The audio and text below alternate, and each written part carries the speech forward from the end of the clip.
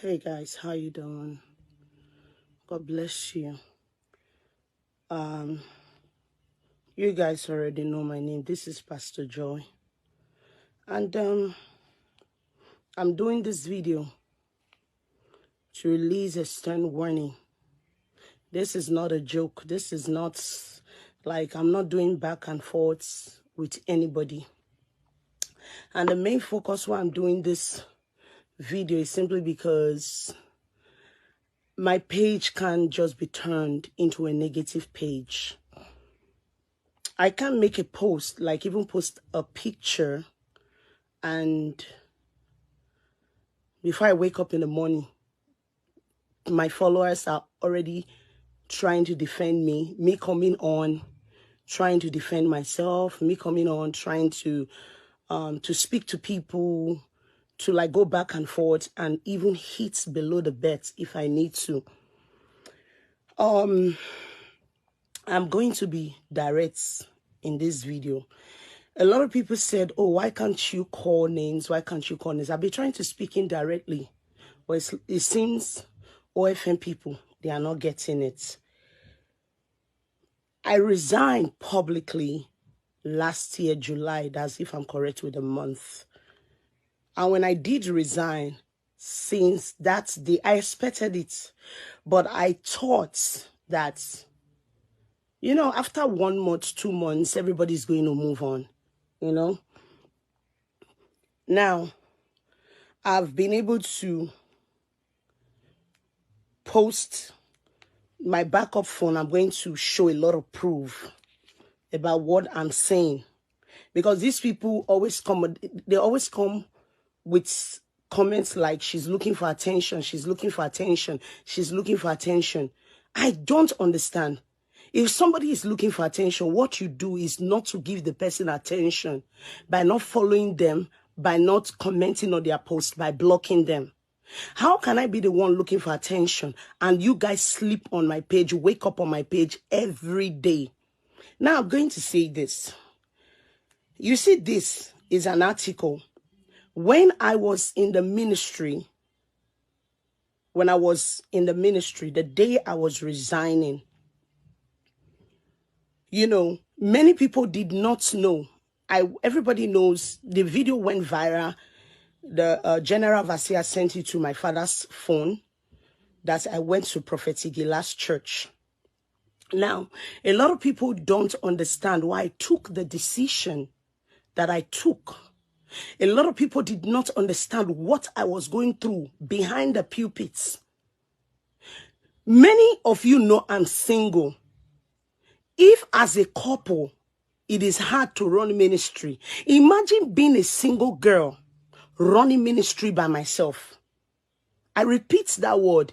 If you genuinely ask any pastor who is not using charm, who has paid their price in ministry, they are doing what they are supposed to do. Ask their wives, ask them. 2 people, it's hard to run ministry.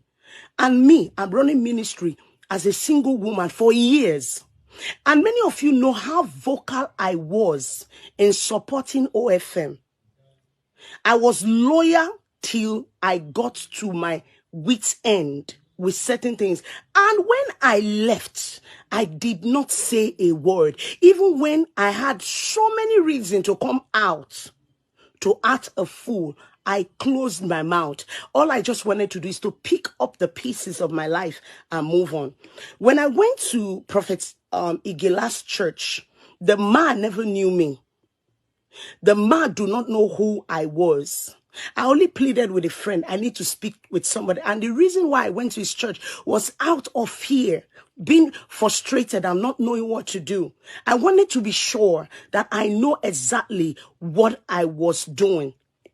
Now, the reason why I went there was simply because the founder, Apostle Johnson Suleiman himself, sent me a lot of threats, cursed me out.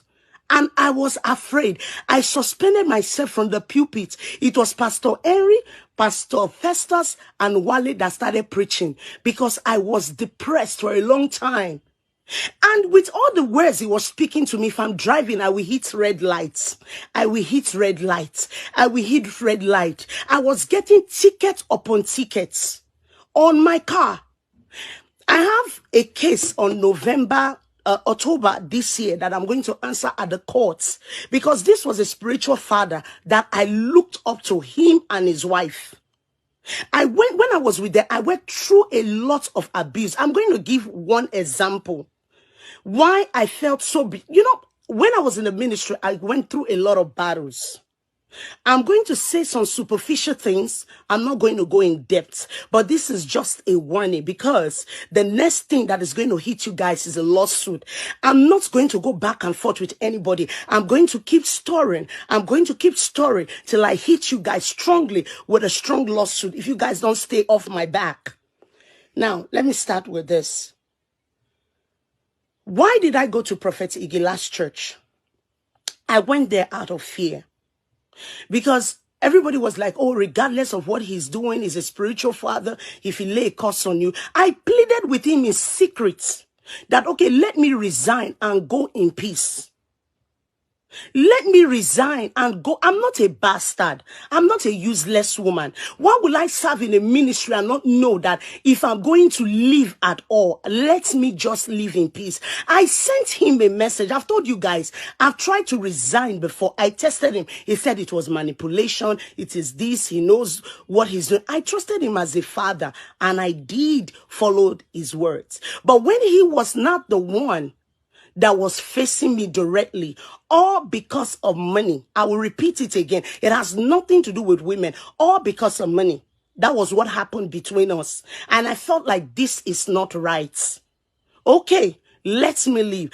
I told him, I said, okay, let me come to Nigeria. Papa, let's sit down and talk. I'm your daughter. Please, let's sit down and talk. He said he doesn't want to see me. I said, okay, no problem. I left my church. I started staying in hotel just to have calmness, just to gain calmness. When I looked at everything, even when Pastor Wale came to me, I said, Pastor Wale, I can't do this anymore. I'm tired. My life can't be going in circle, no improvement. I'm doing ministry. I came to this country 2010. I joined Omega 2012 through Nicholas. Nicholas is the one that trained me. Nicholas Felix is on Facebook. You should go and ask him. Do you understand what I'm saying? It was 2012. So imagine from that time, I've been serving till 2021 that I left. And when I left, I was about to say something that I felt like even when I was with them, I wasn't protected. 2016 was when I met Reverend Fidelis for the first time. You guys said I'm not calling names. I'm calling names today. 2016, Reverend Fidelis had a meeting in Philadelphia. They were about to host him in Philadelphia. While we were having the meeting, Reverend Fidelis said a comment. I don't know where that...